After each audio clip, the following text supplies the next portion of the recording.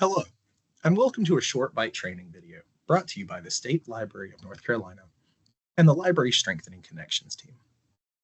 Thank you for joining me today. My name is Taylor Fountain, one of the digital facilitators for the grant team, and today we're going to be talking about technology inventories. Now, a technology inventory is important because there are a lot of key devices and computers that are involved in making your organization work. Keeping an inventory allows you to maintain the information for all of those important machines and have it available at a moment's notice. This allows you to keep track of your life cycles and replacement times, so that way your organization can continue to run smoothly. To begin setting up your inventory, the first thing you'll need is an Excel file. Start by clicking your Start button and then your Excel program. Click File, and then click Blank Workbook. Once you have a page that looks like this, you're ready to get started. This can also be done in Google Sheets if you don't have Office. So at the top of the document, the first thing you'll want to do is label it. This is so that way you know what the file is and it's easy to find. Below that, we have fields for county name, branch name, and number of staff. These are helpful because it allows you to sort the data and find exactly what you're looking for. The third section is the most important and the entire purpose of the inventory, the PC information. For this example, I've included cells for PC name, serial number, the model, the operating system, available RAM, and available hard drive space. But this section can be customized to include any headings or information that is relevant to your organization. Below that, we have a section for peripheral information.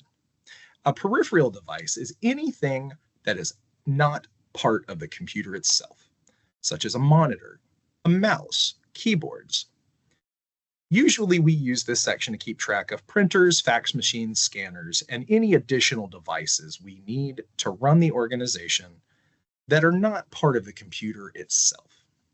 At the very bottom, you can create tabs for individual branches of your organization. So that way, each group is organized by location. Here's an example of one that we currently use.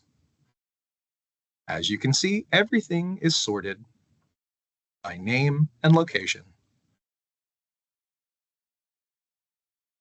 So anytime a computer goes down, I can find it at a moment's notice. Now, you might be asking yourself, what good is an inventory without any data in it? To get the data, all you have to do is click your Start button and click Settings.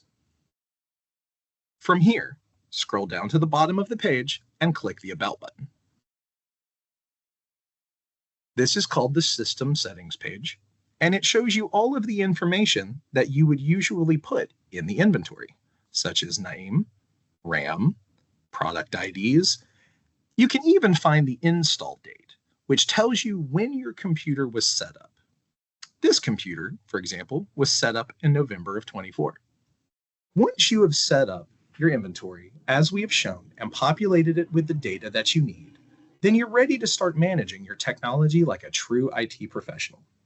Don't forget to save your inventory regularly. Thank you for watching, and I hope you join us again for another Shortbyte video from the North Carolina State Library and the Library Strengthening Connections team. See you later.